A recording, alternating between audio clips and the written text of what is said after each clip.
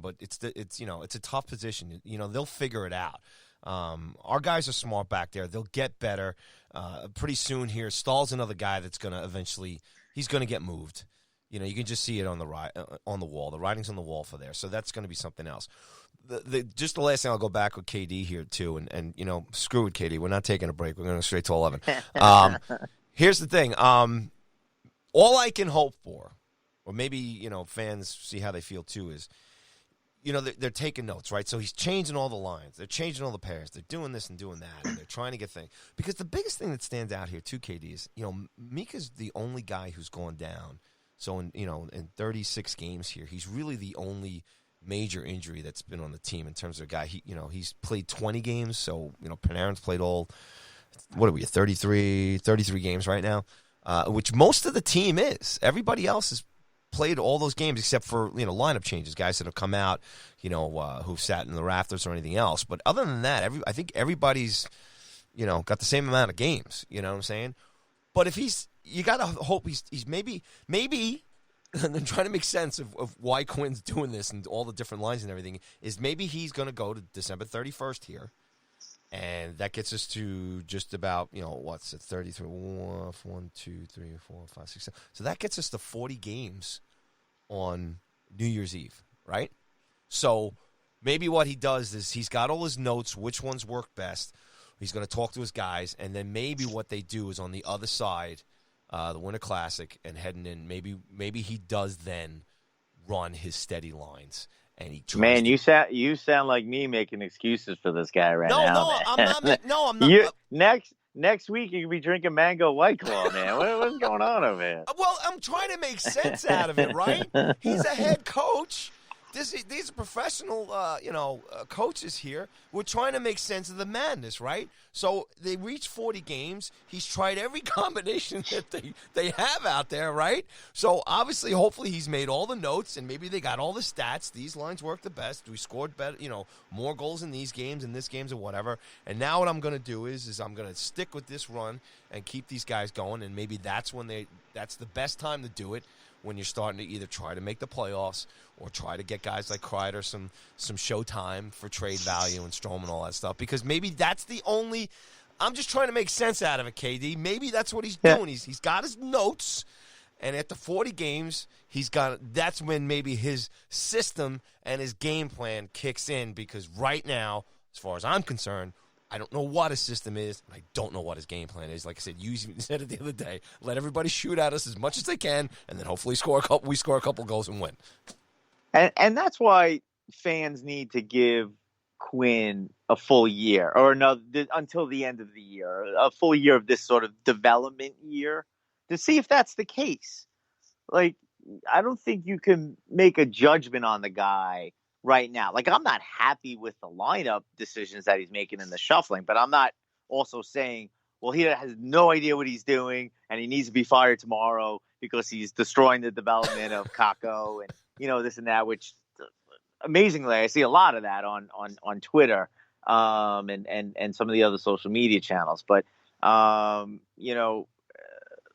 think, Quinn has to figure out what he wants to do with these young guys. Paulie, I forgot what I was thinking in my head. I hate when that happens. You were saying.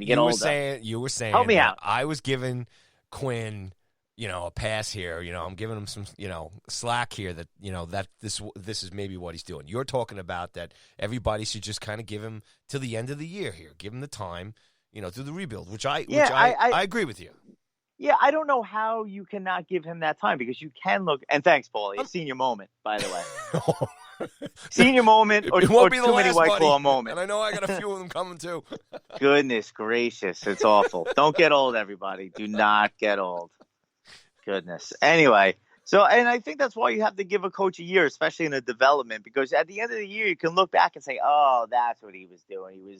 If that's what ultimately happens, he wanted to get, the first 41 games of the season, let me just throw, crap at the wall and see what I can get. And after that, I have a better idea of the players I have, who they work with and that. And then you go like, oh, I get it. And that's why they were better in the second half of the season. We're able to make that run to the playoffs. And now he's Jack Adams candidate, but Oh, that's happening. well, a little hyperbole there, but I think, and it goes back to what you were saying earlier about the patience. I think there's just such a lack of patience by fans in every sport of every team these days. It's win now, win,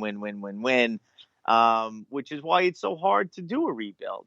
So even I sometimes I'm complaining about things that he's doing. You get frustrated. You want to see development almost from game to game, which is ridiculous to think that it's going to be that easy of a progression. Like, well, the next game they're going to be better than the game before, and so on and so forth. It's just not how it works. So I think Quinn overall has been doing a very good job, and you really can't make a decision on how he's been doing until at least the end of the year. And then again, if by the end of March he's still flipping these lineups, and now you're like, this guy really doesn't know what he's doing, because if he's still doing that, then it's a problem. That then is a problem. So I'm willing to give him the benefit of the doubt, the same way that you are right now. Now, obviously, I was joking with you before, but I think some of the range of fans out there who like to kill Quinn need to do that as well. Look, like I said, at the end of the year, if things haven't changed, I don't know if I'll be at that point where I'm yelling for him to be fired, but I'll definitely start questioning whether or not he's the coach, to lead this team ultimately to a Stanley Cup. Yeah, well, the whole landscape is going to change after the new year because, like I said, you might have injuries. There might be trades. Maybe Kravtsov does take off a little bit.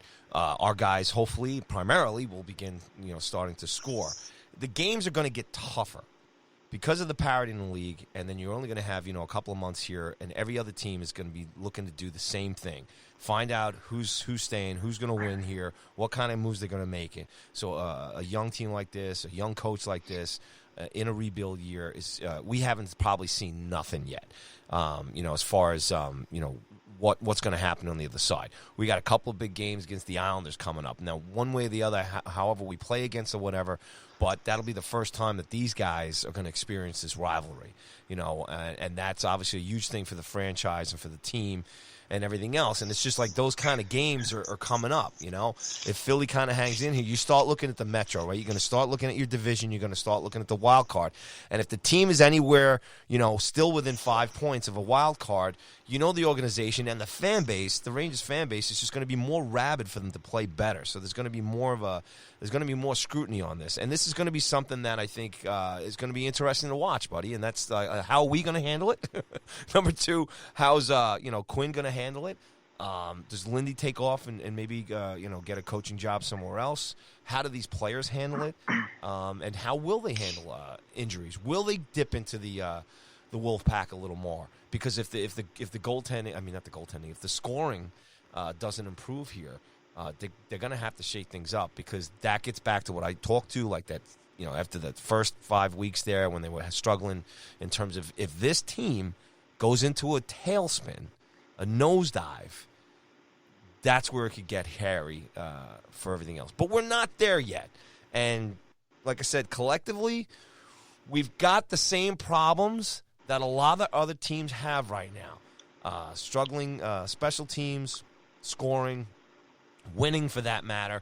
There's 10 teams up there in the top of the league there, KD, and then it runs down. When you get to like 11, 12 thing, then that's when everybody's at the same point level. Everybody's, at 30, where we are, 36 points. The 10th team in the league, I think, has, 41 points or whatever. So, if we're at 36, that there's not much of a gap there. And then the teams at the top are the Caps and Boston, which are monster teams. St. Louis, very experienced team. Vegas is up there. Winnipeg. The Icelanders are up there, too. So they're not too far out of the spectrum. So I think in the last thing I'll say on this, too, is, like I said, it's the kids are all right. And as frustrating it is for us to watch and overanalyzing everything that the team is doing and the decisions they make, it really comes down to the Rangers just got to get better fundamentally as far as hockey, scoring, playing smart hockey, and hopefully, like I said, Coach Quinn is taking his notes and he's going to run the same lines and he's going to run Georgiev like 20 games in a row, and then we'll be like, all right, that's what he was doing. Yeah, and to go back to your point on the defense as well, saying that you like the personnel, you're happy with the personnel, and you're talking about the offensive system or the systems that they're running. Another issue is their defensive system. I think the personnel is too good for them to be this You bad. couldn't And let it go. You couldn't let it go. We were going to I get know, off the sorry, I had air, to bring it up. but you Yeah, couldn't let it go. you All got me right, going. proceed. You said defense, you said system, you said rough, and you got me going. I'm I like freaking wanted out one over here. positive thing to be left on the table here tonight, KD. I started twitching a little bit, and you're saying all those words, put them together, and now I'm angry. So Oh, you sounded too. that's right. But the lineup issue, like you say, you can make excuses for. This is maybe what he's doing the first half of the season. And the defensive system that they're putting out here, I can't imagine that's going to change. Why would they change it halfway through if they haven't changed it already?